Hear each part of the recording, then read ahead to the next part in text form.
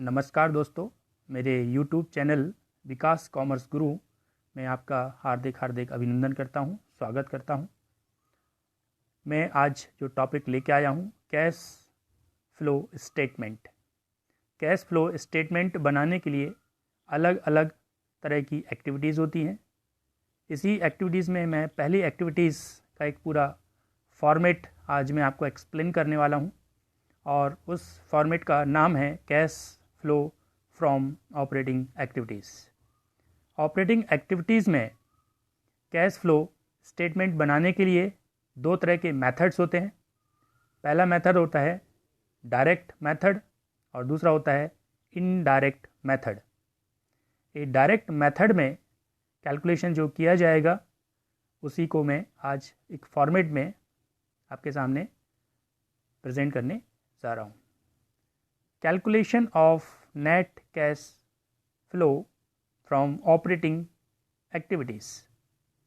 इसमें आपको एक स्टेटमेंट फॉर्म में पर्टिकुलर्स और अमाउंट, पर्टिकुलर्स में वो डिटेल यहाँ पर नोट किया जाएगा जो न्यूमेरिकल क्वेश्चन से हम यहाँ पर लेते हैं। सबसे पहले यहाँ पर लेते हैं टोटल सेल्स।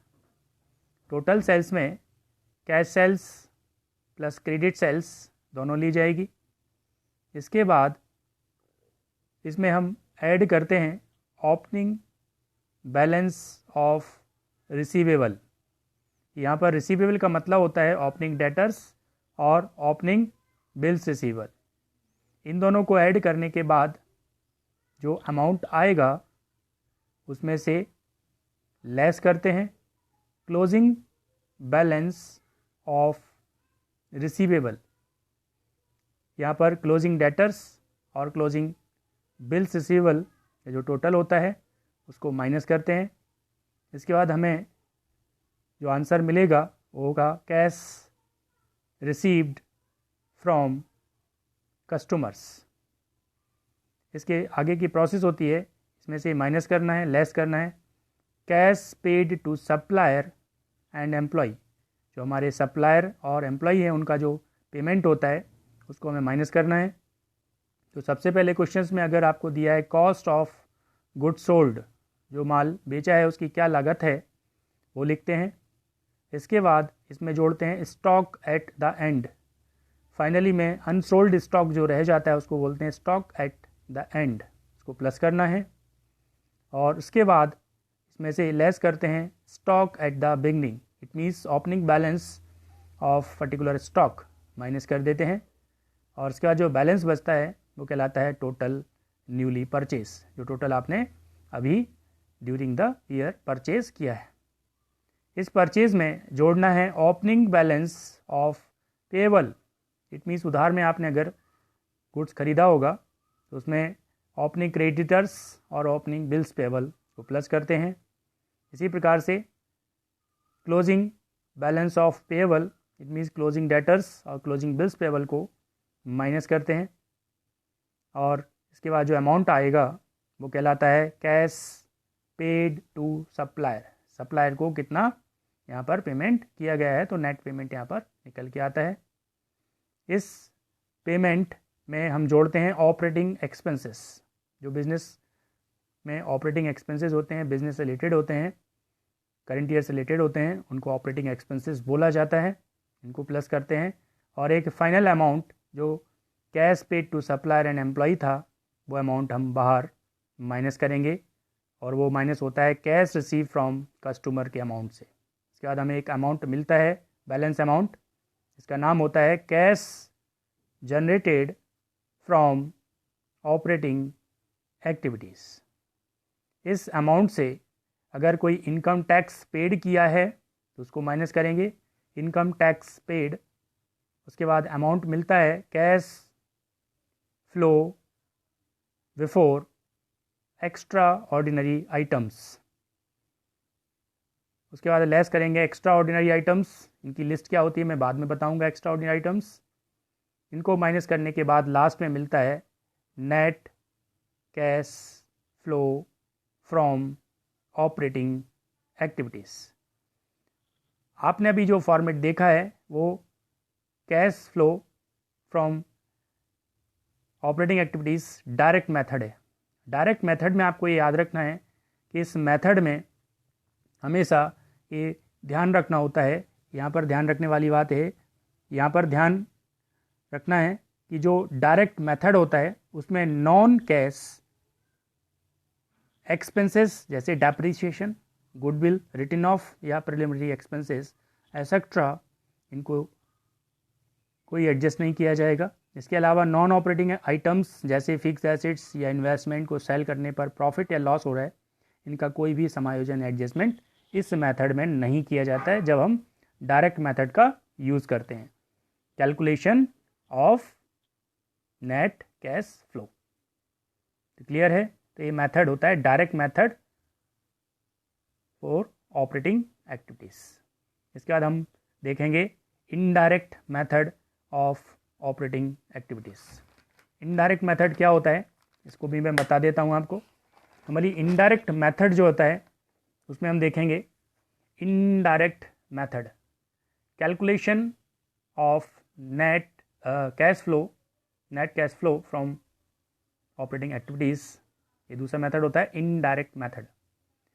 इनडायरेक्ट मेथड में हम नेट प्रॉफिट बिफोर टैक्स निकालते हैं, अगर नहीं दिया है तो नेट प्रॉफिट बिफोर टैक्स निकालने के बाद इसमें जोड़ना है नॉन कैश और नॉन ऑपरेटिंग चार्जेस। अगर क्वेश्चन में दिए हैं ये नॉन कैश और नॉन ऑपरेटिंग चार्जेस क्या होते हैं, उनकी यहाँ पर लिस्ट दे के रखी है, जैसे depreciation, goodwill written off, preliminary expenses written off, discount on debentures written off, या loss on sale of fix assets और इन्वेस्टमेंट।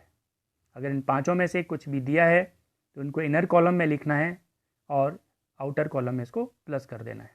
इसके बाद लेस करते हैं नॉन कैश और non operating credits, it means अगर कोई इनकम हो रही है तो उसको प्लस करना है, जैसे profit on sale of fix assets और इन्वेस्टमेंट्स, या इंटरेस्ट रिसीव्ड, या डिविडेंड रिसीव्ड। ये नॉन कैश और नॉन ऑपरेटिंग क्रेडिट्स होती हैं, इनका टोटल इनर कॉलम में करके बाहर प्लस करना है।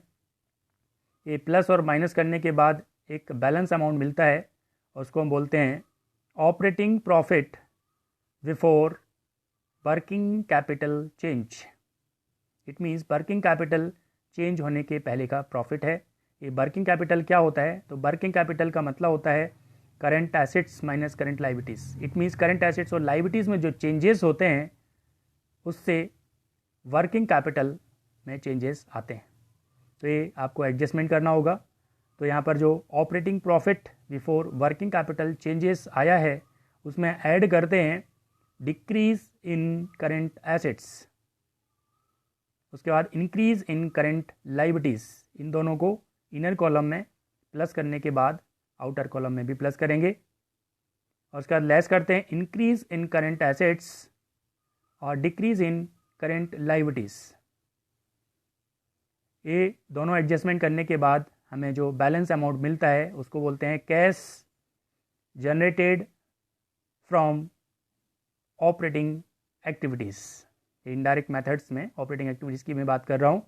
लेस, इसमें से इनकम टैक्स अगर पेड किया है और एक्स्ट्रा ऑर्डिनरी आइटम्स, इनको हम माइनस कर देंगे तो मिलेगा net cash flow from operating activities. यहाँ पर जो सबसे पहले लिखा था नेट प्रॉफिट बिफोर टैक्स, ये नेट प्रॉफिट बिफोर टैक्स क्या होता है, इसको कैसे निकाला जाता है वो हम देखते हैं। तो यहाँ पर सबसे पहले देखें calculation of net profit before tax. तो सबसे पहले हमें करंट ईयर का जो प्रॉफिट है वो एडजस्टमेंट करने के बाद net profit of the current year लिखते हैं। इसमें हम ऐड करेंगे ट्रांसफ़र टू रिज़र्व, रिज़र्व में जो ट्रांसफ़र किया है वो लिखेंगे, अभी सभी तरह के रिज़र्व होते हैं यहाँ पर। फिर है balance of statement of P&L, अगर कोई दिया है वो प्लस करते हैं। इसके बाद आप प्रपोज डिविडेंड अगर कोई है तो करंट ईयर का वो प्लस करेंगे। इंटरिम डिविडेंड अगर कोई डिक्लेयर किया है पे ड्यूरिंग द ईयर, इसको भी प्लस करेंगे। या कोई provisions of tax made during current year में अगर कोई प्रोविजंस बनाया है टैक्स के लिए, इसको भी प्लस करते हैं।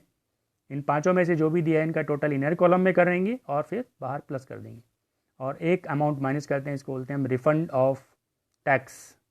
और उसके बाद लास्ट में फाइनल जो अमाउंट आता है उसको बोलते हैं नेट प्रॉफिट बिफोर टैक्स। अगर नहीं दिया है तो ये एडजस्टमेंट करने के बाद आपको निकालना है नेट प्रॉफिट बिफोर टैक्स, जो इनडायरेक्ट मेथड में आपको सबसे पहले यूज़ करना है। तो बेसिकली डायरेक्ट और इनडायरेक्ट मेथड में बेसिक डिफरेंस ये होता है कि डायरेक्ट मेथड में आपको नॉन कैश और नॉन ऑपरेटिंग आइटम्स को कभी भी एडजस्ट नहीं करते हैं, लेकिन इनडायरेक्ट मेथड में ये सब एडजस्टमेंट करना होगा।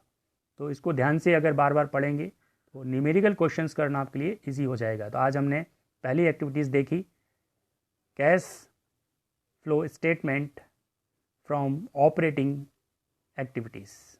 आज अभी तक आपने अगर मेरा चैनल सब्सक्राइब नहीं किया है तो चैनल को सब्सक्राइब करें और अपने मित्रों को, फ्रेंड्स को लाभ देने के लिए लाइक करें और शेयर करें। आज के लिए आपका बहुत बहुत धन्यवाद। नमस्कार।